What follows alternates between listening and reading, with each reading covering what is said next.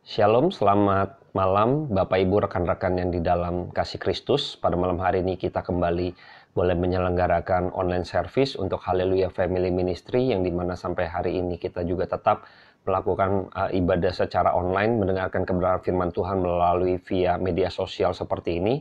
Dan saya berharap kita semua dalam keadaan dan pemeliharaan dalam Kristus saja, tetap keadaan sehat dan juga terpelihara. Baik, pada malam hari ini saya akan mengangkat satu tema mengenai ketika Naaman disembuhkan dari menjadi tahir dari sakit kustanya.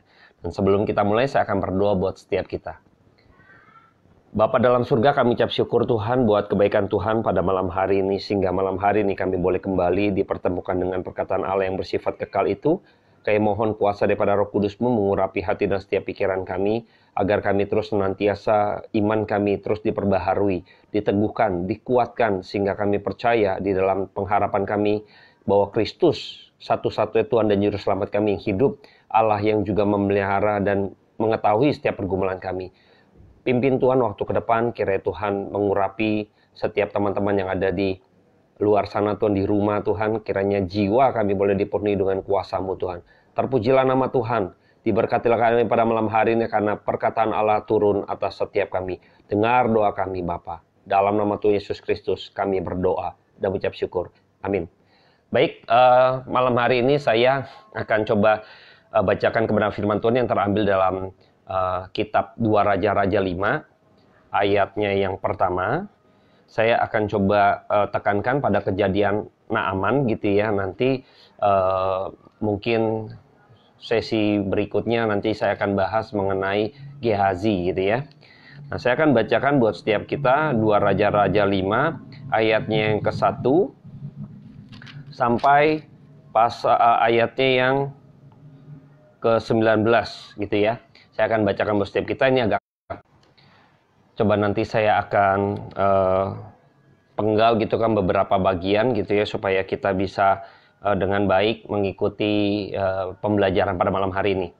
Ayat yang pertama sampai ayat yang kelima gitu ya, saya akan bacakan dulu buat setiap kita. Naaman disembuhkan. Naaman panglima Raja Aram adalah seorang terpandang di hadapan tuannya dan sangat disayangi. Sebab oleh dia Tuhan telah memberikan kemenangan kepada orang Aram. Tetapi orang itu seorang pahlawan tentara sakit kusta. Dan orang Aram pernah keluar bergerombol dan membawa tertawan seorang anak perempuan dari negeri Israel. Dia menjadi pelayan pada istri Naaman. Berkatalah gadis itu kepada nyonyanya, sekiranya tuanku menghadap nabi yang di Samaria itu, maka tentulah nabi itu akan menyembuhkan dia dari penyakitnya. Lalu pergilah Naaman memberitahukan kepada tuannya kepadanya. Katanya, beginilah dikatakan oleh gadis yang dari negeri Israel itu. Maka jawab Raja Aram, baik, pergilah dan aku akan mengirim surat kepada Raja Israel. Lalu pergilah Naaman dan membawa sebagai persembahan 10 talenta perak dan 6.000 shikal emas dan 10 potong pakaian. Sampai sini dulu pembacaannya, nanti saya coba melihat gambaran bahwa ada seorang panglima Raja Aram, dia namanya Naaman, dan dia Tuhan menyertai orang ini dengan memberikan kemenangan dalam setiap pertempuran gitu ya. Jadi orang ini, si Naaman ini bukan orang percaya ya. Nah, dia sakit kusta. Ya, jadi pada waktu dia menawan ada orang Israel, lalu orang Israel ini, perempuan ini bekerja dengan istrinya Naaman, lalu dia cerita bahwa di sana di Samaria ada satu nabi gitu ya. Cobalah Bapak datang gitu kan. Maka nabi itu akan menyembuhkan panglimanya ini, yaitu tuannya ini si Naaman gitu ya. Jadi Naaman dengar, lalu dia coba untuk pergi untuk memohon membuat surat raja untuk kepada Raja Israel gitu ya. Jadi kita lihat dulu profilnya bahwa Naaman ini hebat gitu ya, tetapi dia adalah orang yang akhirnya kita tahu dia sakit kusta. Kalau kita tahu sakit kusta ini kemarin saya sudah menjelaskan bahwa seringkali menjadi penggambaran bahwa manusia yang berdosa atau dihukum Tuhan gitu ya. Tapi panglima daripada Raja Aram ini, si Naaman ini, dia Tuhan memberkati beliau gitu ya, dalam arti secara umum gitu ya. Kadang seringkali kita jadi orang-orang percaya tuh pikir kalau misalnya ada orang sukses gitu ya, maka itu penyertaan Tuhan gitu ya. Orang tidak percaya pun itu Tuhan juga bisa bergerak atau bekerja gitu untuk memberikan satu kemajuan atau kesuksesan segala macam, itu sebagai anugerah umum saja gitu. Jadi seringkali kita nggak melihat ini sebagai ini bukan anugerah khusus gitu ya, tapi kita akan lihat bahwa Naaman ini akan memperoleh anugerah khusus. Ya nanti saya akan coba bahas, kita akan lihat lagi di beberapa bagian lagi. Jadi ini kita profil tahu bahwa dia adalah panglima gitu ya, tentara. Dia seorang yang akhirnya disertai oleh Tuhan, makanya Tuhan memberikan kemenangan dalam setiap peperangan, tetapi dia sakit kusta. Nah, melalui perempuan ini yang menjadi tawanannya, menjadi orang yang bekerja melayani istrinya ini, menjadi bagian dari untuk menyampaikan supaya Naaman ini seperti apa, yang memberitakan ada satu kabar gitu ya, ada satu utusan yaitu nabi di Samaria gitu, Nabi Elisa nanti. Dia menyampaikan kabar itu kepada Naaman. Nah, ada cara Tuhan begitu luar biasa kadangnya. Jadi akhirnya salah satu orang Israel tawanan ini akhirnya berada di tengah-tengah keluarga Naaman. Nah, ini kadang cara Tuhan untuk memenangkan seseorang lewat kejadian-kejadian yang kita mungkin di luar dari logika kita. Tapi ada cara Tuhan dan maksud Tuhan. Dan sungguh indah karena pada waktu nanti kita akan baca gitu, Naaman akhirnya bisa dimenangkan gitu ya. Baik, saya akan lanjutkan di ayatnya yang ke-6. Ia menyampaikan surat itu kepada Raja Israel yang berbunyi, sesampainya surat ini kepadamu, maklumkanlah kiranya bahwa aku menyuruh kepadamu Naaman, pegawaiku, supaya engkau menyembuhkan dia dari penyakit kustanya. Segera sesudah Raja Israel membaca surat itu, dikoyakannya pakaian serta berkata, Allahkah aku ini yang dapat mematikan dan menghidupkan? Sehingga orang ini mengirim pesan kepadaku supaya ku sembuhkan seorang dari penyakit kustanya. Tetapi sesungguhnya perhatikanlah dan lihatlah, ia mencari gara-gara terhadap aku. Jadi Raja Israel jadi ketakutan gitu. Kok emang saya Tuhan gitu loh. Emang saya Tuhan yang menghidupkan, yang menentukan mati dan sebagainya gitu kan. Jadi Raja Israel pun sadar gitu kan. Jikalau ada orang yang bisa memberikan satu kesembuhan, misalnya sakit kusta yang dimana tidak bisa pada waktu itu medik gitu ya, terbatas gitu kan, lalu ada orang sakit kusta, kalau yang bisa menyembuhkan itu ada kuasa Allah berarti yang menyembuhkan hal itu. Jadi raja daripada Israel itu pun sadar gitu loh, emang saya Tuhan gitu loh. Dan kalau ada yang menyembuhkan itu, bisa melakukan itu, berarti itu ada kuasa Tuhan. Nah, di sini kita akan melihat bahwa ada satu penggambaran bahwa sesungguhnya, ntar kita lihat Nabi Elisa sebenarnya bagaimana akhirnya Naaman ini berjumpa dengan Tuhan secara pribadi. Ya, kita akan lihat. Perhatikan lagi ayat ke-8, saya akan bacakan. Segera sesudah didengar Elisa, abdi Allah itu, bahwa Raja Israel mengkoyakkan pakaiannya, dikirimnyalah pesan kepada Raja bunyinya. Mengapa engkau menggoyahkan pakaianmu? Biarlah ia datang kepadaku, supaya ia tahu bahwa ada seorang nabi di Israel. Nabi itu adalah utusan daripada Allah atau wakilnya Allah untuk menyampaikan sesuatu kepada jemaat atau kepada manusia. Kemudian datanglah Naaman dengan kudanya dan keretanya, lalu berhentilah di depan pintu rumah Elisa. Elisa menyuruh seorang suruhan kepadanya, mengatakan, pergilah mandi 7 kali di dalam sungai Yordan, dan maka tubuhmu akan pulih kembali sehingga engkau menjadi tahir. Ayat 11, tetapi pergilah Naaman dengan gusar sambil berkata, aku sangka bahwa setidak-tidaknya ia datang keluar dan berdiri memanggil nama Tuhan Allahnya, lalu menggerak-gerakkan tangannya di atas tempat penyakit itu, dan dengan demikian menyembuhkan penyakit kustaku. Bukankah Abana dan Parpar, sungai-sungai Damsik, lebih baik dari segala sungai di Israel? Bukankah aku dapat mandi di sana dan menjadi tahir? Kemudian berpalinglah ia dan pergi dengan panas hati. Wah, ini bayangkan ya, dia ini bukan orang sembarangan, dia panglima Raja Aram, ya. Jadi ya jenderal gitu kan, jenderal perang gitu kan, dan banyak menang-menang, prestasinya cukup diakui gitu ya. Jadi ketika dia melihat waktu dia sampai di depan rumahnya, dia malah mendapati suruh mandi gitu ya. Jadi dia hanya berpikir, saya pikir datang keluar terus numpangin tangan, misalnya ada suatu kegiatan lah paling tidak gitu ya untuk menyembuhkan penyakit dia gitu loh. Wah, dia di situ kayak semacam apa ya, tidak dihargai, tidak dihormati. Ini saya ini panglima, saya ini jenderal, saya ini orang penting, saya ini dikatakan di ayat pertama tadi kata sangat disayangi gitu loh. Kok sepertinya ketemu dengan Elisa seperti tidak dihargai, malah disuruh oke datang terus ya mandi gitu ya, suruh mandi berendam gitu kan 7 kali di salah satu sungai, yaitu sungai Yordan gitu ya. Nah ini dia jadi merasa kok ini panas hati gitu ya. Dia panas hati gitu loh. Dia pikir ya itu memanggil nama Tuhan loh, Allahnya gitu kan, menggerak-gerakkan ada satu ritual atau kegiatan tertentu yang dia akhirnya harus demikian. Dia kecewa berat gitu, panas hati, dia marah begitu rupa. Datang ke sini capek-capek, udah bawa dengan pasukan, dengan membawa beberapa hal yang tadi ya. Dia bawa 10 talenta perak, 6.000 sikal emas. Waduh, ini banyak sekali yang persembahan yang dia mau bawa juga gitu loh. Kok malah begini ketemunya? Waduh, di sini udah nggak teduh ini. Dia berasa dihina, dia berasa bahwa lo ini dia nggak tahu ya dia berhadapan dengan siapa gitu ya.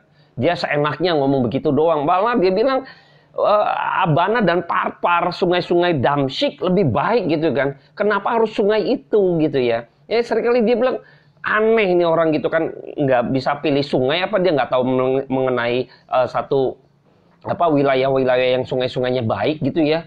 Wah ini panas hati daripada si Naaman gitu ya. Nah nanti saya akan jelaskan kenapa harus demikian Elisa melakukan hal ini gitu ya. Ayat 13 saya akan lanjutkan, tetapi pegawai-pegawainya datang mendekat serta berkata kepadanya, Bapak, seandainya Nabi itu menyuruh perkara yang sukar kepadamu, bukankah Bapak akan melakukannya? Ya. Apalagi sekarang, ia hanya berkata kepadamu, mandilah dan engkau akan menjadi tahir. Ya, kalau yang susah aja Bapak nanti juga mau lakukan, ini kan lebih mudah. Ya sudahlah, pegawainya ini kayaknya nothing tulus lah, udah capek-capek datang ya sudahlah gitu kan. Ayat 14, maka turunlah ia. Ya, Naamannya turun membenamkan diri 7 kali dalam sungai Yordan sesuai dengan perkataan abdi Allah itu. Lalu pulihlah tubuhnya kembali seperti tubuh seorang anak dan ia menjadi tahir. Nah, ketika itu Naaman yang sudah panas hati, yang berasa dihina, yang berasa tidak dihargai tadi, ketika pegawainya coba memberikan satu pandangan, satu pencerahan, sudahlah Pak, kita kan nothing tulus, udah datang capek, lelah gitu kan perjalanan. Ya udah nggak apa-apa lah, kalau dia suruh yang susah-susah juga, kok Bapak juga mau kerjakan. Nah ini kan sederhana, ya sudahlah kita coba ikutin. Akhirnya terjadi sesuatu yang mukjizat terjadi dalam diri Naaman. Akhirnya Naaman menjadi tahir. Dikatakan di ayat 14, lalu pulihlah tubuhnya kembali seperti tubuh seorang anak dan ia menjadi tahir. Waduh, ini satu mukjizat yang luar biasa yang terjadi dalam diri Naaman gitu ya. Nah, saya melihat bahwa ini hal yang menarik gitu ya. Naaman tadinya gusar, tadinya kesel, tadinya keki, dongkol gitu, ngerasa nggak dihargain. Terus begitu dia tahu gitu kan, dia menjadi tahir begitu ya. Akhirnya kadang sering kali gitu ya, kita jadi manusia gitu ya, udah dongkol sama orang, nggak tahu tuh orang bener gitu ya. Akhirnya dia merasa ada satu kebenarannya gitu loh. Nah akhirnya apa yang terjadi, saya akan coba bahas dulu sampai di ayat 19, ayat 15. Kemudian kembalilah ia seluruh pasukannya kepada abdi Allah itu setelah sampai. Tampillah ia ke depan Elisa dan berkata, sekarang aku tahu bahwa di seluruh bumi tidak ada Allah kecuali di Israel.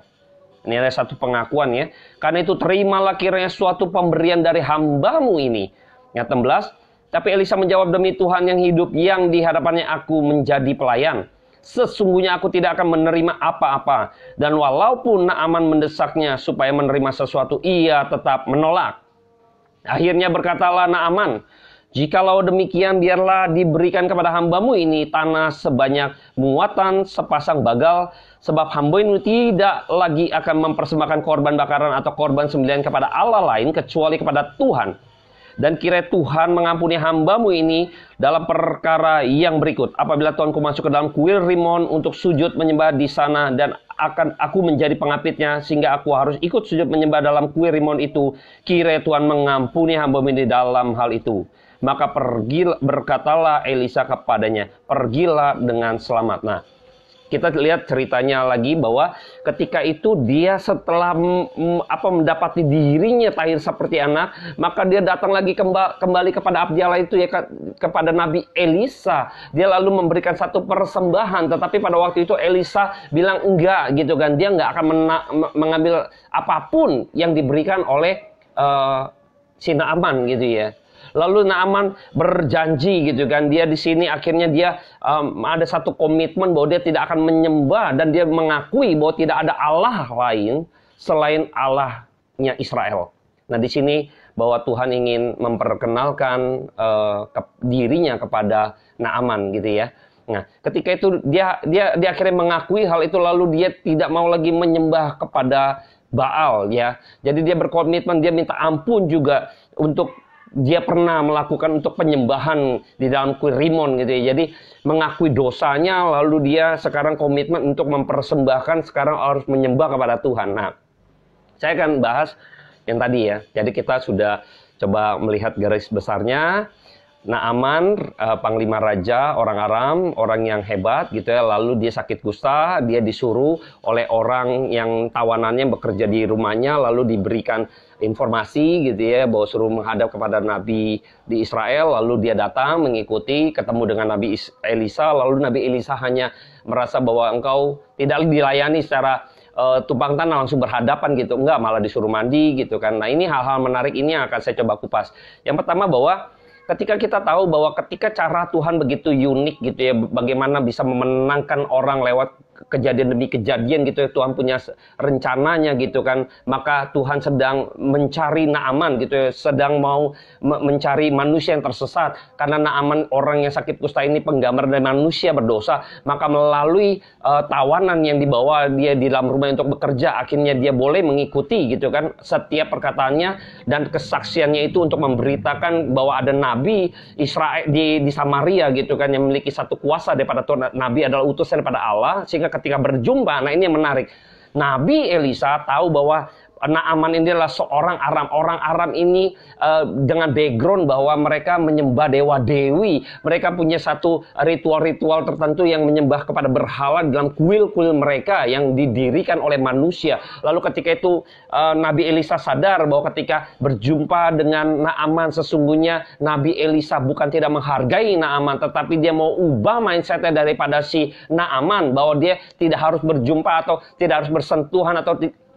ada satu pertemuan antara Nabi gitu ya dengan Naaman gitu untuk melakukan satu kegiatan ritual tertentu gitu ya, karena nanti mindsetnya akan salah, sama seperti dewa-dewa mereka atau dewi-dewi mereka atau pemimpin-pemimpin agama mereka seperti Baal mereka ada satu ritual-ritual tertentu, mengucapkan doa-doa tertentu. Tidak, justru dia di dalam kesendiriannya, lalu dia hanya membenamkan dirinya 7 kali di sungai Yordan.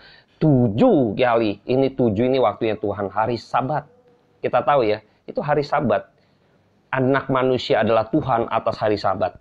Injil mengatakan demikian di dalam perjanjian baru. Nah kita tahu bahwa sebenarnya Tuhan sedang mau menyatakan dirinya secara pribadi kepada Naaman. Makanya ketika Elisa tidak meladeni secara kontak seperti itu, dia hanya menyuruhnya itu supaya Naaman memiliki satu kerangka berpikir yang benar, bahwa Tuhan Israel ini loh, kamu kenal Tuhan yang benar gitu loh, yang tidak bersentuhan dengan saya. Jadi sekarang banyak hamba-hamba Tuhan malah menganggap diri ini sebagai tanda petik nabi zaman sekarang, menjadi satu rasul gitu ya, didaulat oleh jemaat sebagai rasul gitu ya.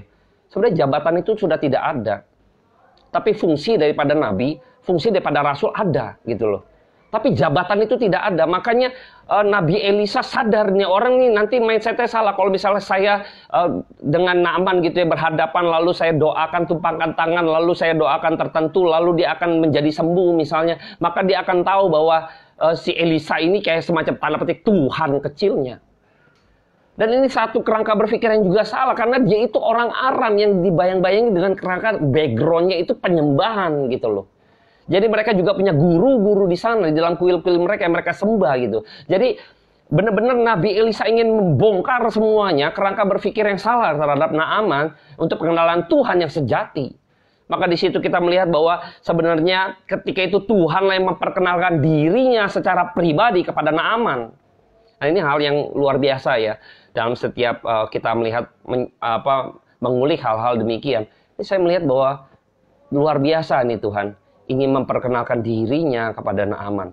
Dan terlebih lagi ketika itu maka dia datang kepada abdi Allah, maka apakah Elisa tidak perlu bekal-bekal seperti ini yang dibawa oleh Naaman, seperti dia ada bawa 10 talenta perak gitu, emas 6.000 shikal emas, 10 potong pakaian. Wah, ini hal-hal yang berharga gitu kan. Tetapi apa yang terjadi? Elisa tidak mau mengambil satupun dari hal-hal yang dibawa oleh Naaman yang harus menjadi satu persembahan. Mengapa tidak mau? Lagi-lagi Nabi Elisa sadar bahwa ingin membongkar satu paradigma kepada pemikiran kerangka berpikir yang salah nantinya oleh Naaman ini yang baru kenal Tuhan gitu ya. Karena di dalam latar belakangnya pemujaan daripada orang-orang Aram ini memberikan persembahan kepada dewa-dewinya. Memberikan upeti-upeti tertentu, berharap ada satu timbal balik yang dilakukan oleh dewa-dewi mereka dalam pemeliharaannya, lain sebagainya, kesuburan dan lain sebagainya. Jadi mereka ada satu mindset bahwa memberikan sesuatu maka saya akan mendapatkan sesuatu. Tetapi tidak dengan Tuhan kita. Maka Nabi Elisa tidak mau mengambil satupun apa yang menjadi pemberian daripada Naaman. Waduh, ini harus benar-benar bongkar begitu rupa kerangka berpikirnya daripada Naaman. Ini menarik ya. Jadi seringkali kita di dalam kehidupan kekristenan gitu ya, zaman sekarang gitu ya, orang hamba-hamba Tuhan mengangkat diri sendiri dengan didaulat oleh jemaat sebagai mungkin nabi zaman sekarang gitu, utusan Tuhan zaman sekarang gitu kan, memiliki jabatan-jabatan tertentu, dan kadang itu salah gitu loh. Dan jemaatnya juga jadi salah gitu loh. Elisa tidak mau, tidak. Akhirnya ketika itu benar kita terkonfirmasi bahwa sesungguhnya ketika Raja Israel mengatakan gitu kah, Tuhankah aku yang bisa menghidupkan dan mematikan? Tidak. Dia ada satu bahwa dia ada Tuhan itu, ada kuasa yang lebih besar yaitu Tuhan. Nah, Naaman ini benar-benar dia lihat bahwa benar ya, Tuhan sendiri, dia akhirnya mengenal Tuhan dengan baik. Memiliki satu pengenalan Tuhan yang secara langsung pribadinya. Tidak melalui, maksudnya ada kerangka-kerangka berpikir yang nanti memiliki satu potensi untuk salah. Ya, saya melihat bahwa akhirnya dari ucapan si Naaman ketika dia bilang, aku tahu bahwa di seluruh bumi tidak Allah kecuali di Israel. Dia sadar. Akhirnya dia tahu mengenal Tuhan yang benar. Ini anugerah anugerah khusus. Yang tadi saya bilangnya, Tuhan telah memberi kemenangan kepada orang Aram, ya. Jadi Tuhan memberikan satu itu anugerah khusus umum. Nah, sekarang Naaman menerima anugerah khusus, yaitu apa? Pengenalan akan Tuhan, ya, pengenalan akan Tuhan. Karena di dalam Injil Lukas 4, saya akan bacakan kutip ya, Injil Lukas 4 ayatnya ke-27. Dan pada zaman Nabi Elisa, banyak orang kusta di Israel, dan tidak ada seorang pun dari mereka yang ditahirkan selain daripada Naaman, orang Syria itu. Jadi banyak orang-orang yang sakit kusta gitu ya. Tapi tidak ada seorang pun dari mereka yang ditahirkan selain daripada Naaman. Nah, ini kita udah tahu bahwa Naaman memperoleh anugerah khusus daripada Tuhan, yaitu mengenal Allah sebagai umat pilihan. Yang akhirnya kita tahu Tuhan mencari seorang yang bernama Naaman untuk dimenangkan. Kita melihat waktu Tuhan menangkan seseorang, dia pun akhirnya Tuhan di dalam kuasa Roh Kudus, di dalam kedaulatannya juga harus memenangkan seluruhnya, yaitu kerangka berpikirnya secara menyeluruh bahwa dia mengenal Tuhan yang benar. Ya, kadang orang pikir, wah ini orang udah percaya Tuhan, dimenangkan Tuhan. Tetapi seringkali kita tahu banyak orang-orang Kristen yang sebenarnya Kristen KTP, Kristen yang karbitan, yang akhirnya tidak mengenal Allah dengan benar, lalu kita pikir ini orang sudah dimenangkan. Waktu Tuhan memberikan satu di dalam pemeliharaan setiap umat percaya, maka Tuhan akan bongkar semua kerangka berpikir yang salah dan Tuhan akan bawa kepada pengenalan yang benar. Itulah kekristenan sejati. Itulah iman umat pilihan yang sejati. Dia harus dibongkar dulu kerangka berpikirnya, sehingga dia tidak memiliki kerangka berpikir yang salah. Bayangkan ketika itu Naaman kenal Tuhan karena dia sembuh, lalu karena dia memiliki mindset yang salah, karena mungkin si Nabi Elisa, kalau saya coba kita coba balik gitu ya ceritanya ya. Lalu si Elisa doa tertentu, jampe-jampe terus melakukan ritual tertentu, lalu mindsetnya pasti akan salah karena dia tahu bayang-bayangnya itu, backgroundnya itu bangsa Aram, kuil-kuil juga demikian. Jadi dia mencoba menyamakan Tuhannya Allah Israel ini dengan Allahnya daripada orang-orang Aram di kuil-kuil mereka. Dan ini akan menjadi satu kerangka berpikir yang juga akhirnya ngaco, mepet-mepet kepada hal-hal yang juga masih salah. Dan ini seringkali kita perlu berpikir ulang di dalam hidup kita, kekristenan kita. Apakah kita sudah mengenal Allah yang sejati? Itulah sungguh-sungguh berarti kita adalah umat domba-dombanya gitu ya, yang sejati. Oke, kita harus belajar untuk mengenal Allah yang benar gitu.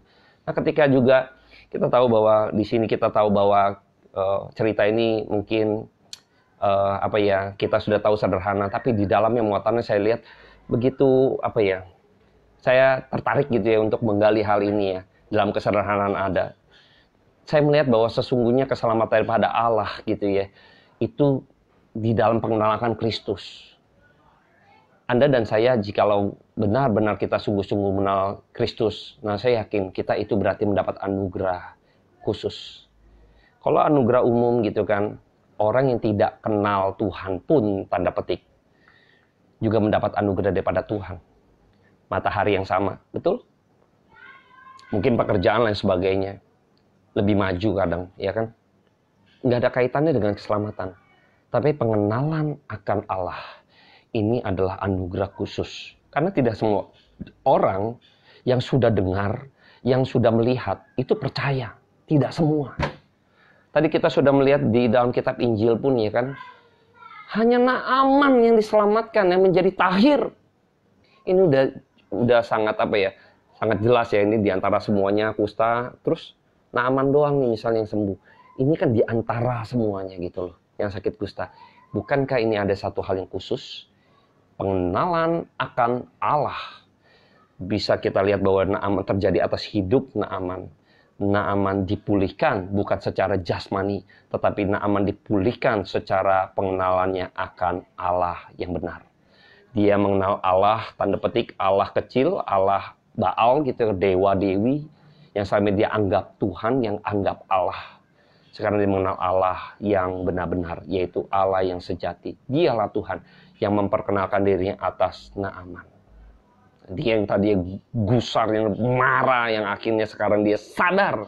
Sekarang dibongkar semua. Nabi Elisa bongkar semua pemikiran-pemikirannya, melatar belakangi, membayang-bayangi si Naaman, sehingga dimiliki pengenalan yang benar. Ini nggak mudah gitu ya. Tidak mudah. Tidak mudah bagi setiap kita untuk membongkar para hamba-hamba Tuhan saat ini. Memiliki kewajiban untuk membongkar, membangun kembali kerangka berpikir yang salah ini untuk kembali kepada pengenalan Kristus. Mulai ke dalam firman Tuhan. Sekarang kalau kita nggak mau belajar firman Tuhan, saya nggak yakin gitu loh. Orang-orang Kristen nggak mau belajar, nggak mau gemar membaca firman Tuhan, nggak mau mempelajari kebenaran firman Tuhan. Saya nggak yakin dia itu orang Kristen yang sejati gitu. Kenapa?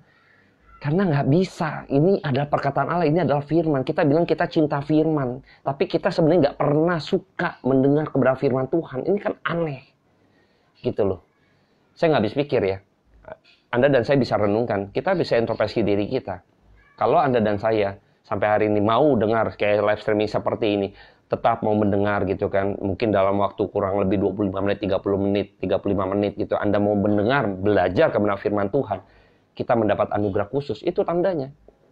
Anda dan saya akan mengkoreksi apakah saya ini sudah menjadi orang Kristen yang sungguh-sungguh, atau saya masih di dalam naungan, ya masih anugerah umum gitu kan. Yuk kita introspeksi diri, apakah kita sudah memperoleh anugerah khusus itu?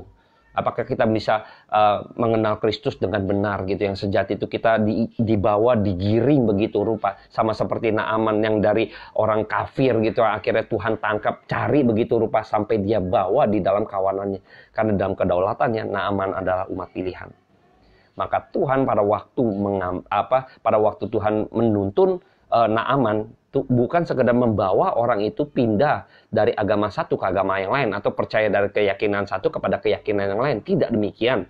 Tidak berhenti di sini, tetapi Tuhan akan bongkar semua pemikiran yang lama dia terhadap Tuhan. Maka dia akan dibawa kepada pemikiran yang baru mengenai Tuhan, pengenalan yang baru akan Tuhan. Maka kita tahu tadi di bagian-bagian akhir ketika Naaman mengatakan bahwa dia tidak akan menyembah lagi kepada Allah-Allah atau baal-baal dewa-dewi mereka, orang-orang Aram, tetapi akan menyembah dan menyembah kepada Tuhan, Tuhannya Israel. Ini satu perubahan daripada manusia lama kepada manusia yang baru. Karena kerangka berpikirnya sudah benar. Makanya inilah perubahan hidup dari pertobatan yang sungguh-sungguh itu. Karena kita tahu kenal yang benar, maka kita akan meninggalkan sesuatu yang salah. Tapi seringkali di dalam pergumulan gereja zaman sekarang, kita sudah tahu yang salah. Tapi kita terus bela yang salah.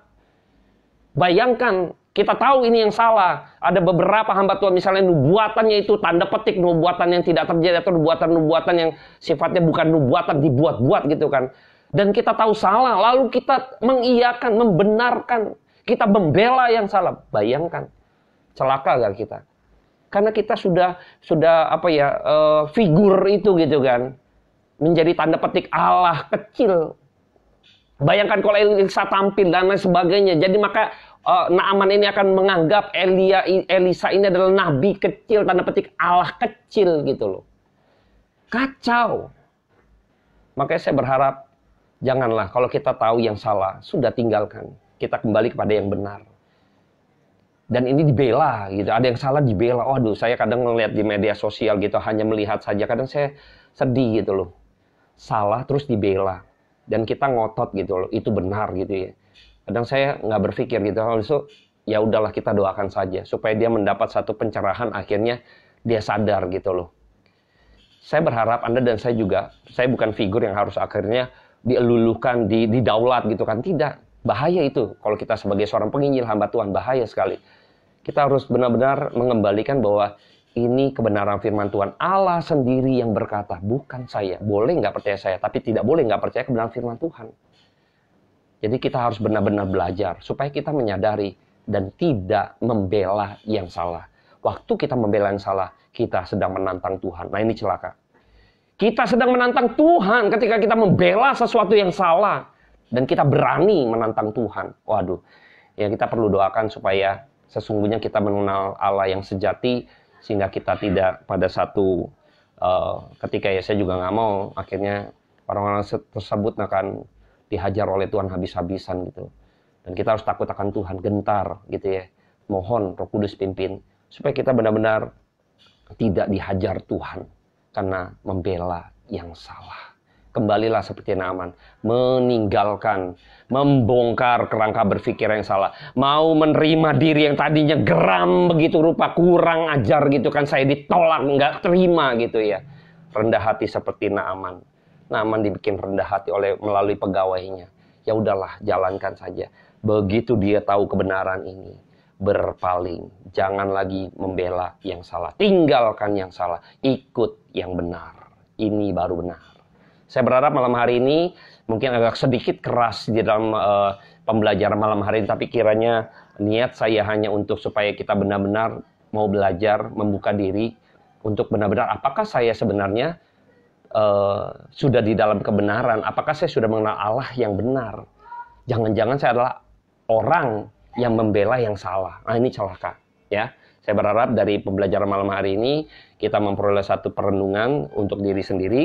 Sekali lagi saya mengajak setiap kita, mari kita sama-sama belajar firman Tuhan supaya kita tidak disesatkan dan tidak membela yang salah.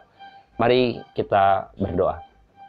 Bapak, terima kasih untuk malam hari ini. Kiranya Tuhan limpahkan kami akan kemurahan daripada Tuhan seperti Naaman. Sehingga kami sadar dan mengenal Kristus secara pribadi. Sehingga kami tidak memiliki satu kerangka berpikir yang salah. Kami mohon daripada kuasa Roh Kudus-Mu bongkar segala pemikiran kami, kerangka berpikir kami yang salah ketika kami mengenal Allah. Mari Roh Kudus ajar kami, tuntun kami sebagai orang yang tak berpengetahuan, yang tidak berpengalaman. Kiranya Roh Kudus menuntut kami seperti Engkau, Allah sendiri yang menerangi setiap hati dan pikiran kami. Engkau Allah pelita kami, tuntun kami ya Bapa, bawa kepada terang-Mu sehingga kami tidak mudah ditipu dan tidak mudah disesatkan. Kami mohon Tuhan ampuni kami bila mana kami selama ini tidak mengenal yang benar. Bahkan kami mungkin adalah orang-orang yang membela yang salah. Kami sedang menantang Kau, ampunilah kami Tuhan. Mohon Roh Kudus berikan kami pertobatan sejati. Tuntun kami ya Bapa. Biarlah kami boleh meninggalkan segala yang salah dan kembali kepada yang benar. Seperti Naaman Tuhan. Menyembah kepada Tuhan yang sejati. Diberkatilah kami oleh karena firman Tuhan pada malam hari ini. Begitu keras menegur kami. Begitu keras mengajar kami. Begitu kuat Tuhan. Membongkar segala paradigma kami yang salah. Terpujilah nama Tuhan. Kekal selama-lamanya sampai selama-lamanya. Amin. Oke, terima kasih teman-teman yang sudah berbagian buat jemaat Haleluya Family Ministry. Saya berharap kita semua tetap di rumah saja dan tetap berdoa bagi kesehatan kita dan juga bangsa ini. Haleluya.